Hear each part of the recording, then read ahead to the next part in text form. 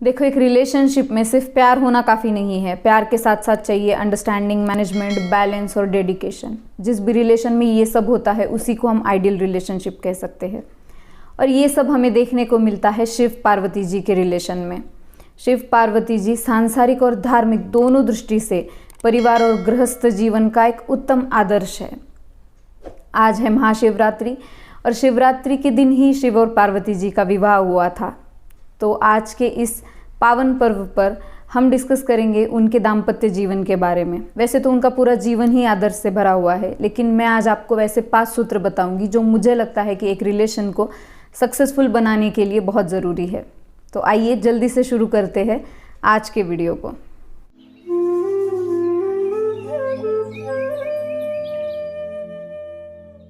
प्यार करना एक आर्ट है और उसको निभाना एक साधना है, एक तप है। प्यार करना बड़ा आसान है पर उसको निभाना उतना ही मुश्किल है। और उसको निभाया कैसे जाता है ये सिखाते हैं हमें शिव और पार्वती। शिव और पार्वती की रिलेशन है वो परफेक्ट रिलेशनशिप है। इसीलिए तो आज भी जब नई नई शादी होती है किसी की, तो बड़े बुजुर्ग आशीर्वाद देते हैं कि आपका दाम्पत्य शिव पार्वती की तरह हो, आपकी जोड़ी शिव पार्वती की तरह बनी रहे। क्यों? क्योंकि उसके पीछे भाव होता है कि जैसे शिव और पार्वती के रिलेशन में एक बैलेंस है, एक अंडरस्टैंडिंग है, एक मैनेजमेंट है और एक दूसरे के प्रति उतना समर्पण है, वैसे ही आपका भी आपस में हो। तो यही भाव होता है। तो आइए देखते हैं वो 5 सूत्र जो हम शिव और पार्वती जी के रिलेशन से सीख सकते हैं। सबसे पहला है प्रेम की परीक्षा।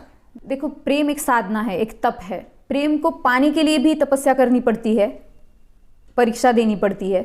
और प्रेम मिल जाने के बाद उसको निभाने के लिए भी तप करना पड़ता है, परीक्षाएं देनी पड़ती है। जैसे पार्वती जी ने तप किया शिव को पाने के लिए, ये कथा तो प्रचलित है। सिर्फ तप ही नहीं करना पड़ा, परीक्षा भी देनी पड़ी। जैसे जब वो तप कर रही थी तो सप्तऋषि उनके पास आए और सप्तऋषि ने कहा कि पार्वती तुम कैसे बावले वर के लिए तप कर रही हो, ऐसे वैरागी से शादी करके क्या मिलेगा तुम्हें, है ना, उससे अच्छा है कि तुम विष्णु से शादी कर लो। तब पार्वती जी ने कहा कि जन्म कोटि लगी रगर हमारी, बरऊ शंभु न तरहु कुंवारी। यानी कि चाहे कुछ भी हो जाए, हमारी जन्मों से प्रीत है मेरी शिव के प्रति और मैं उनको ही पाना चाहती हूँ। अगर वो नहीं मिलेंगे तो मैं कुंवारी रहूंगी। तो पार्वती जी को भी परीक्षाएं देनी पड़ी। और अब ऐसा नहीं कि सिर्फ पार्वती जी को ही तप करना पड़ा शिव को पाने के लिए, शिव को भी तप करना पड़ा सती को पार्वती के रूप में पाने के लिए। देखो, जब सती ने आत्मदहन कर लिया तो शिव उनके विरह में बहुत ही दुखी हो गए और दुखी हुए तो वो ध्यान समाधि में चले गए। समाधि में चले गए तो वही समाधि है जिसे तोड़ने के लिए देवताओं ने कामदेव को भेजा। तो इसका मतलब ये है कि सिर्फ पार्वती जी ने तप नहीं किया शिव को पाने के लिए, शिव ने भी तप किया सती को पुनः पाने के लिए, जो फिर उन्हें पार्वती के रूप में वापस मिली। तो प्रेम में परीक्षाएं देनी पड़ती है और उसके लिए हमें बिल्कुल तत्पर होना चाहिए। दूसरा सूत्र है स्वीकार और समर्पण। एक रिलेशन में एक दूसरे के प्रति इतना समर्पण होना चाहिए जैसे शिव और पार्वती का है। आप देखोगे कि सिर्फ शिव और पार्वती ही ऐसे कपल है जिनको एक साथ देखा जाता है, जिसको अर्धनारीश्वर कहते हैं, शिव शक्ति कहते हैं। उस स्वरूप की पूजा की जाती है। क्यों? क्योंकि वो एक दूसरे के लिए उनका इतना समर्पण था कि वो एक हो गए थे। तो उतना समर्पण होना चाहिए। और वो कब होता है? जब आप में ईगो ना हो, जब आप एक दूसरे के लिए ईगो ना रखो।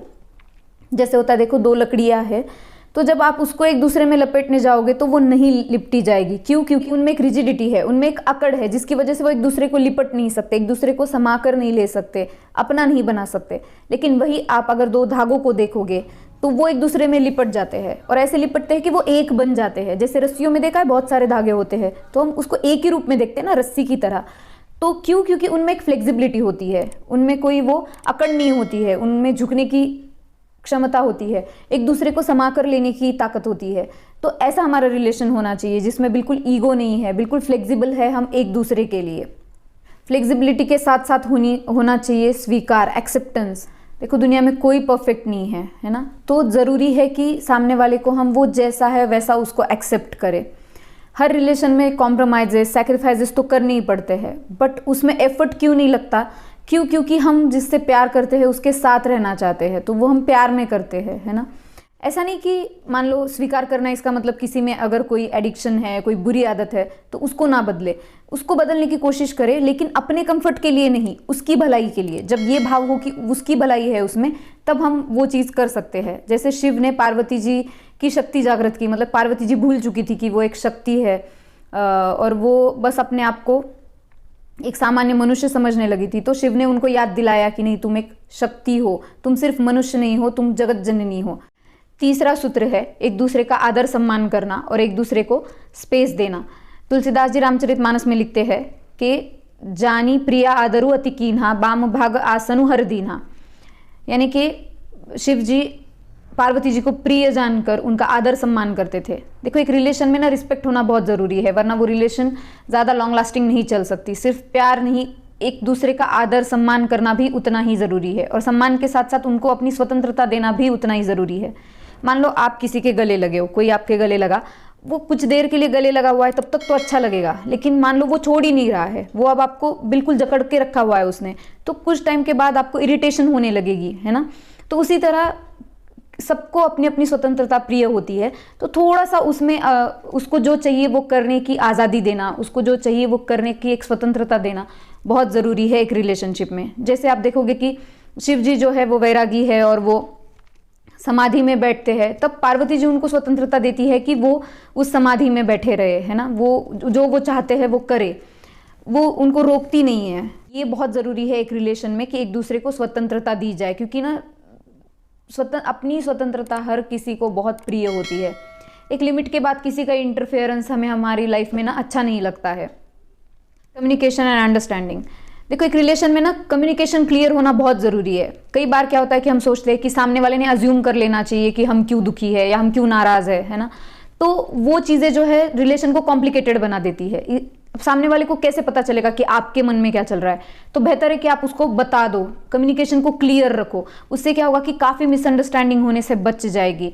एक दूसरे को समझना बहुत ज़रूरी है, एक दूसरे को अंडरस्टैंड करना ज़रूरी है, एक दूसरे को कॉम्प्लीमेंट करना ज़रूरी है। जैसे आप देखोगे कि शिव जी जब बहुत क्रोधित हो जाते हैं, महाकाल का रूप ले लेते हैं, तो पार्वती जी पेशेंस से उनको, शांति से उनको शांत करती है। और वही अगर पार्वती जी बहुत क्रोधित हो जाए, महाकाली बन जाए, तो शिव उनको शांत करते हैं। कम्युनिकेशन क्लियर होगा ना, तो अपने आप ही एक दूसरे को समझने में आसानी होगी।